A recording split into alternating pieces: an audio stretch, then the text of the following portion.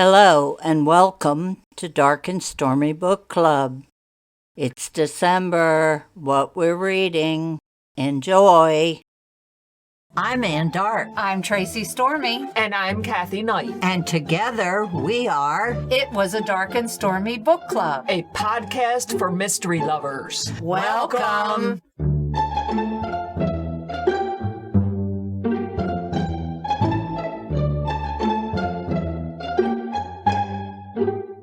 If you enjoy our show, please consider contributing to the Dark and Stormy Patreon. By becoming a patron, you will help us create better and quality content. There are also benefits to becoming a patron, such as exclusive content and Dark and Stormy merchandise. Become a supporter at patreon.com/darkandstormybc. Check our website for the link. We appreciate any and all contributions. Thank you.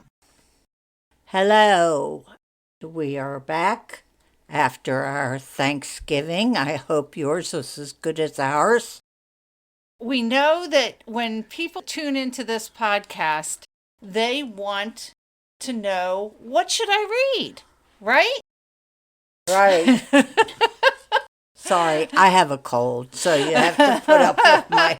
So we're going to try to make that happen for you. We're going to try to be better about recommending more books to you so you can make your TBR list even longer.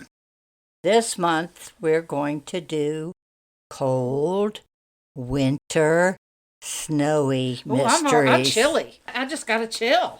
My book is called The Winter People. It's by Jennifer McMahon, and it came out in 2015 by Anchor Publishing. West Hall, Vermont has always been a town of strange disappearances and old legend. Is this a real town? No, I couldn't find it. Because we're kind of familiar with that No, area. this wasn't. I mean, they mentioned some towns that are real, but this one isn't. The most mysterious is that of Sara Harrison Shea, who in 1908 was found dead in a field behind her house, just months after the tragic death of her small daughter. Now in present day, 19-year-old Ruthie lives in Sarah's old farmhouse with her mother Alice and her younger sister Fawn. The mother, Alice, has always insisted that they live off the grid, a decision that has weighty consequences when Ruthie wakes up one morning to find that Alice has vanished. Mama was a hippie. We had a few of those in our family, too. Yep, we did. In her search for clues, Ruthie is startled to find a copy of Sara Harrison Shea's diary hidden beneath the floorboards of her mother's bedroom.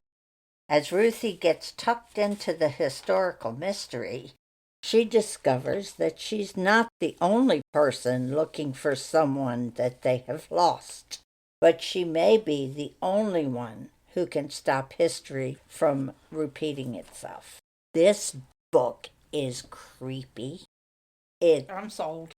It's goosebumpy. It's a ghost story-ish.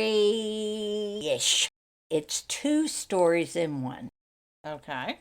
The one in the past and... The one in the past, in 1908, was Sara Harrison Shea, the one who wrote the diary. The modern-day story with Ruthie and her sister Fawn. Now, is this one that you really have to pay attention? Did you have to take notes on where you are in the story? It kind of starts out that way.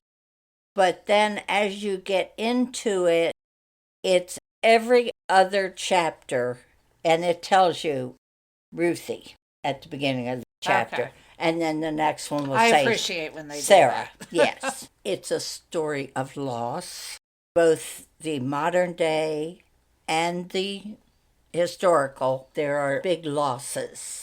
Sara Harrison Shea, she loves and adores her little 8-year-old daughter. One day, her husband goes out to chop some wood. When he comes back, his wife said, "Where is Gertie?" He said, "She never came to where I was." They find Gertie at the bottom of a well. She fell down my goodness. a 50-foot well. That doesn't usually happen by accident. In the modern story, the mother disappears. They want to know where she is, why she disappeared. The house is the same. Ruthie and her mother and sister live in the same house that Gertie lived with Sara. But the whole area, there's always people disappearing. They never get found. This is in the past, right? This is ever since the past. Oh, okay. There's always been people disappearing in this town. The whole town has just a ghostly vibe to it. It's very, very well written. Now, this came out in 2015. I don't know. But aren't you glad that we do these themes every once in a Oh, while? yes. Because you enjoyed it, and I you would have loved it. never probably read it, because we have so much to read on our lists. Alice, the modern mother, disappears. Uh-oh. She's a hippie. She doesn't trust the police. So poor Ruthie, she wants to report her mother missing, but she knows her mother will kill her for... She doesn't want the man coming in. Man, exactly. But she wants to find her mother. It's all it just keeps mixing and mixing and mixing, and it makes a delicious cake. Uh-oh. I'm telling you. Did you figure out the ending? No. Oh, folks, that doesn't happen very often. Well, the reason I say that, if it was a traditional mystery, maybe I would. But it's not really a whodunit. Uh-huh. It's more of a...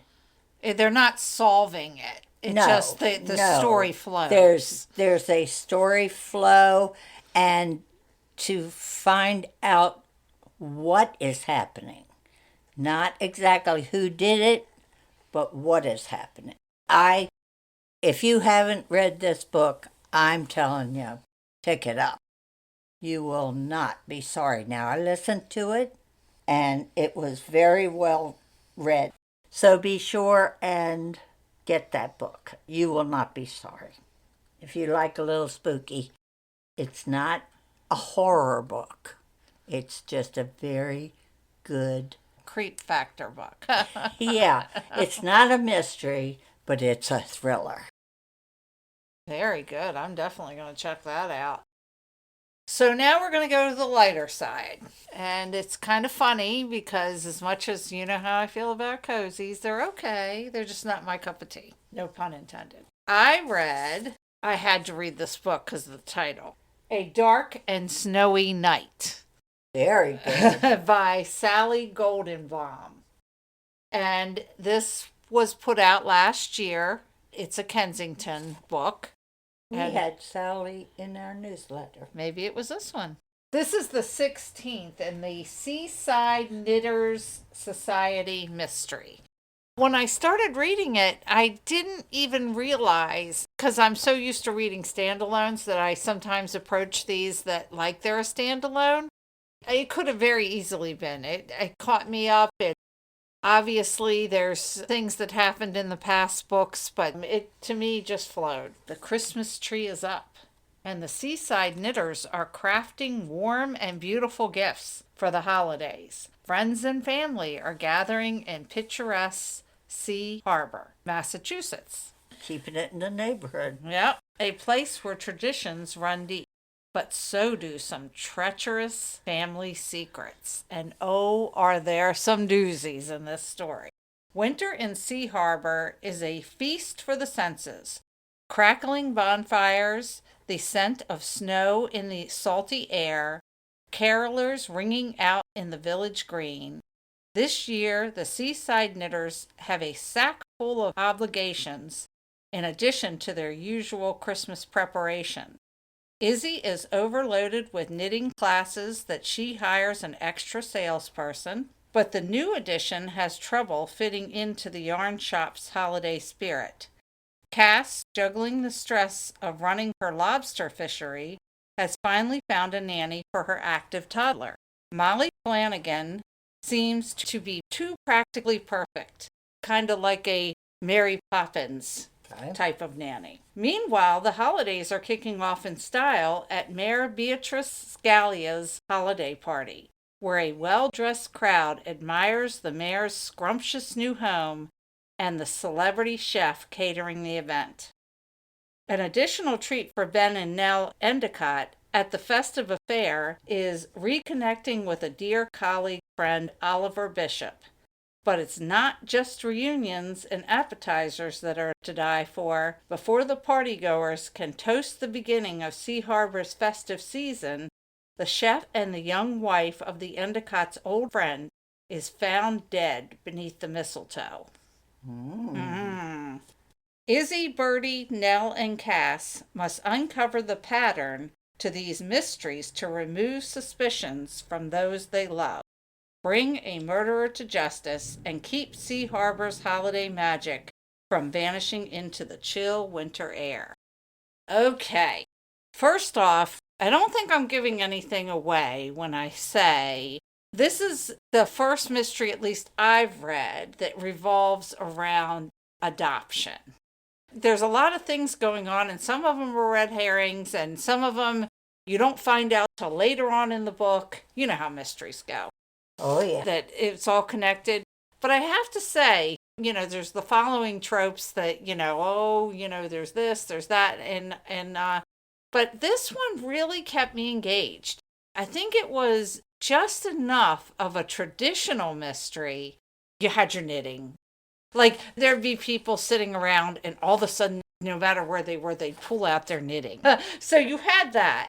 But other than that, I flew through this book. For a cozy, it was about 300 pages. I would definitely recommend it, and I've got a lot on my TBR list, but, this was engaging enough that I want to go find out what happens to Cass and Bertie and Nell. It was cute, but it didn't have that ultra cute factor. Well, it's like Misty said. When you read a cozy, you get involved with the people and you read the next one because you want to know what's happening. Oh, yeah, I definitely. With the community. It all follows one by one. And it helped that I've been to New England enough times that I could picture this town, because a seaside town in Massachusetts. Been there. Yeah, been there, done that, and love every minute of it. So if you like that kind of thing, and actually this was the perfect time to read this book, because this was like right before the holiday season gets started, just like we're in right now. So they're all like getting excited and decorating and, the hustle and bustle. It's cute. They're all making gifts, like they're knitting gifts for each other. And I like how they said a lot of the gifts they give are the same gifts they did last year, or they might even be re-gifts. And, but there's nothing wrong with that. You give what you can afford and what comes from the heart. Right. So definitely check that out. Well, there's 2 books, and we don't want to leave you empty-handed with book recommendations, so we got a few more that kind of fit this theme. You can check some of these out. First up, Winter Study by Nevada Barr. It's number 14 in the Anna Pigeon series, which I adore. It came out in January of 2008. That's been a while. Yeah. My book is Blood on Snow by Yo Nesbo. It came out in October of 2014. Isn't that part of a series? It is number 1 on the Blood on Snow series. Next up is Winter Girls by Laura Halsey Anderson. It was published in March of 2009. Got bodies in the snow, so how can you go wrong with that? Snow Falling on Cedars, which is an excellent book. And an excellent movie. Yes, by David Guterson. It came out in September of 1994. Wow, that's really going back. I can't believe that book was out that long ago. Very true. Next up, Winter's Bone by Daniel Woodrell. It came out on January 1st of 2006, so all these books should be very easy for you to find. Yes. And then we have Crimson Snow, Winter Mysteries. Now, this is a short story selections with the editor being Martin Edwards, who we met at Malice Domestic, and that came out November of 2016. So if you don't have time to read a whole book, that might be something to pick up. And a great place to find some of these books would be like a used bookstore or the library, of course. Well, there is quite a few winter books for you to put on your TBR list. So, Mom, what have you been reading? Well, I just finished a pretty good book. It doesn't come out till February, called Murder by Lamplight by Patrice McDonough. We got the art from the publisher. It's a Kensington book. It's a historical, which, that's my favorite. So I will probably report on it or put it in the newsletter when I finish. Well, I just finished a Lisa Joel book, and you will never be disappointed with Lisa Joel book. It's called Watch Her, and it came out in 2018. I could not put this book down. It's about a school teacher. He lives in this town, and he starts getting accused of being inappropriate with young girls. I had to draw a diagram on who belonged to who, but not in a bad way, because I like to do that anyway. But it's just like when you saw the connection, I should take a picture of it and show people, because it just like the lines went everywhere, because there were just people all over the place. If you haven't read that Lisa Joel book, definitely pick it up. I know it's way back there, and the good thing about her books is you don't have to read them in order, because they are all standalones. Very good. Now, what is on your TBR? What's up next for Anne? Unless I get sidetracked by another book, which that happens. It is called 5 Bad Deeds. It is by Kaz Freer, Frear. It is a Kat Kinsella mystery, and it is number 3 in the series. Came out December 5th. Oh, how about that? So as soon as I can get that read, I'll probably do what we're reading on that one next time. I'm sure you'll read a lot more by then. And next up on my TBR is Secluded Cabin Sleep 6. It sounds so good. It's a locked room mystery. It's about 6 friends who go to a cabin in the woods. I can't wait to read it. It was put out by Park Row. Trivia. Last week's question was, which mystery author was also a barrister? A. Linda Howard, B. Patricia Moyes, C. Eileen Dewhurst, or D. Nancy Spain? The answer is C. Eileen Dewhurst. She wrote the Hilary Tamar series. This series of 4 books, described as legal whodunits, were written over a period of 20 years. Their primary setting is the top floor of 62 New Square at Lincoln's Inn, where 4 young junior barristers have their chambers: Michael Cantrip, Desmond Ragwort, Selina Jardine, and Timothy Shepard. While the last named only appears sporadically, Texas barrister Julie Larwood, who works in the adjacent premises, is a regular visitor and is in effect the 5th member of the group. These characters are in some ways thinly drawn, Selena is highly organized and efficient. Julia is clumsy and chaotic. Cantrip is casual and modern.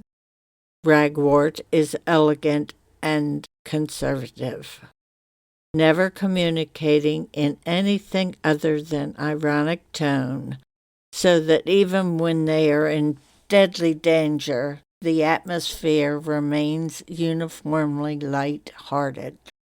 This week's question is: author Gary Phillips has edited several anthologies over the years. One that won particular accolades was one that paid homage to a past president. Which one? A. Nixon, B. Bush, C. Washington, or D. Obama? Tune in next week for the answer. Thanks. All right. Well, That's tons of books for you to read. after this episode, we are going to be taking a few weeks off Our long winter's nap. to spend time with our families and keep them off our backs for the rest of the year, because we're always doing something with the podcast and we have to keep the little people happy. For the next few weeks, we will be having some Christmas stories. Several of them will be read by the authors and several will be read by us. We hope you enjoy them, and we hope you have a wonderful Christmas, a wonderful New Year. And during this time of unrest, we hope that you can find some peace for whatever holiday you celebrate. And we will see you next year. And remember, Life would be boring without a little mystery. bye. Happy New Year. Merry Christmas. Happy Hanukkah. Happy Kwanzaa. Happy Festivus for the rest of us. That's enough. Hit that button. Wasn't there something else?